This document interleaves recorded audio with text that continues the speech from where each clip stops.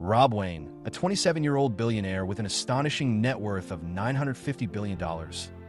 Raised in luxury, he owned 4 islands featuring $3 billion each mansion, along with luxury yachts, 40 private jets, including 3 Airbus 340-300 worth $500 million each, and 3 Boeing 747-8 IVIP.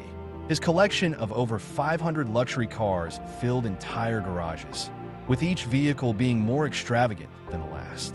As the CEO of one of the world's largest corporations, his arrogance grew alongside his fortune. Rob was dismissive of those less fortunate, treating people with contempt and ignoring any cries for help. He was stingy to the core.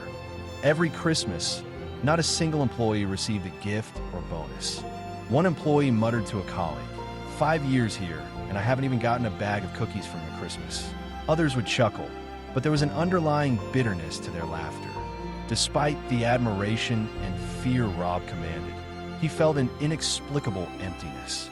He sought solace in material indulgence, extravagant parties, rare art, but no mansion, no luxury car, no fleeting pleasure could fill the void in his heart. The nights grew lonelier, the silence of his sprawling mansion louder. One evening, in a rare moment of reckless spontaneity, Rob left his entourage of bodyguards behind and ventured out alone. He found himself in a dimly lit private bar, drowning his sorrows in expensive whiskey. When he stumbled into the parking lot later, a gang of muggers attacked him. They took everything, his watch, his wallet, and ever his designer clothes, leaving him bruised and humiliated.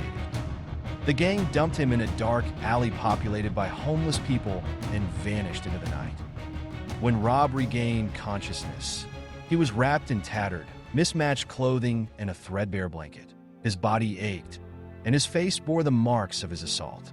Around him, homeless men and women moved about, some warming their hands over a fire in a barrel, others tending to their meager belongings. Just as anger and humiliation threatened to consume him, a small voice broke through his turbulent thoughts. "Mister, can you fix my doll?" Rob turned to see a 6-year-old girl with wide, innocent eyes. Her clothes were dirty and torn, and in her hands, she held a broken doll with a missing arm. The little girl's name was Rhea. Something in her plea stirred an unfamiliar emotion in Rob. Compassion. He took the doll, his hands trembling, and began to repair it as best he could. For the first time in years, his actions weren't motivated by profit or ego.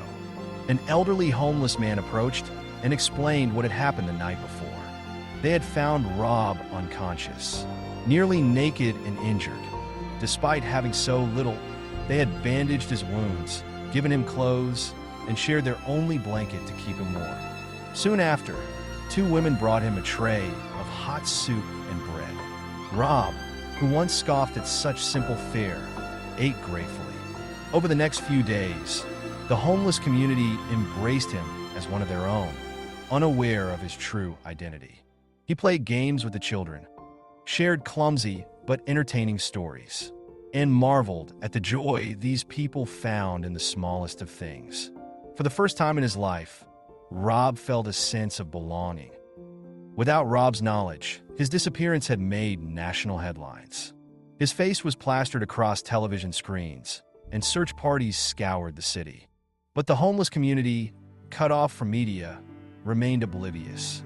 On his 12th day among them, Rob noticed a peculiar energy in the alley. It was Christmas Day, and the homeless were celebrating. They had crafted a makeshift Christmas tree out of cardboard, soda cans, and scraps, decorating it with makeshift ornaments. They sang carols, danced, and shared what little they had. The children's joy was infectious as they unwrapped inexpensive gifts, old toys, and used clothes wrapped in newspaper. Rhea, receiving her first Christmas gift, burst into joyful tears.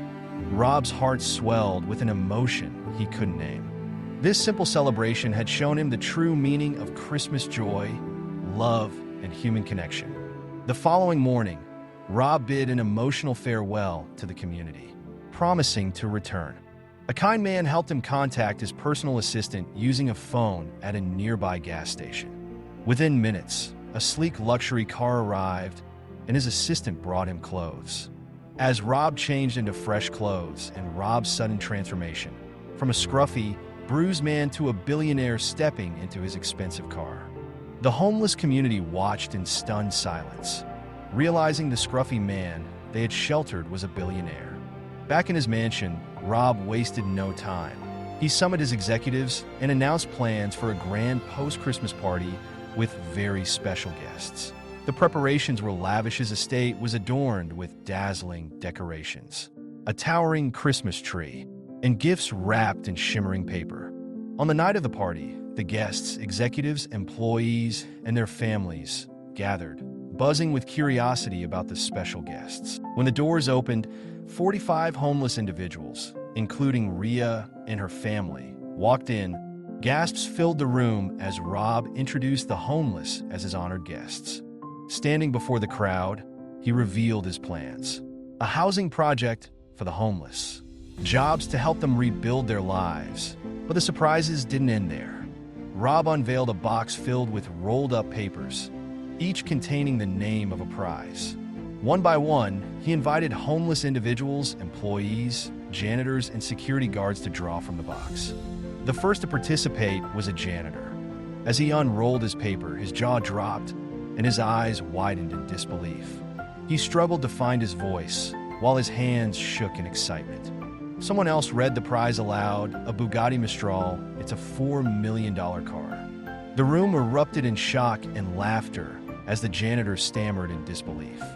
The next winner, a security guard shouted, a McLaren Solus GT, nearly fainting as he read his prize. More papers were drawn, Lamborghinis, Ferraris, and other luxury cars. Rob, with a grin, shrugged and said, "What's the point of having 500 cars if I can't share the joy?" Gasps filled the room as Rob told them that he was giving away 100 of his luxury cars and $50 million cash prizes that night, and he made sure that everyone in the party would go home happy. For the first time, the grand hall was filled with unbridled joy. The employees, who had long harbored bitterness, now saw a different side of their boss. From that day forward, Rob's life changed. He dedicated himself to philanthropy, building shelters, schools, and programs for the needy. He often returned to the alley, not as a lost billionaire, but as a friend and benefactor. Every Christmas, Rob hosted a grand celebration, reminding everyone that true happiness lies not in wealth, but in compassion, kindness, and the bonds we share with one another. Which scene in the story moved you the most? I'd love to hear your thoughts. If you like this video, please like, subscribe, and share. Thank you.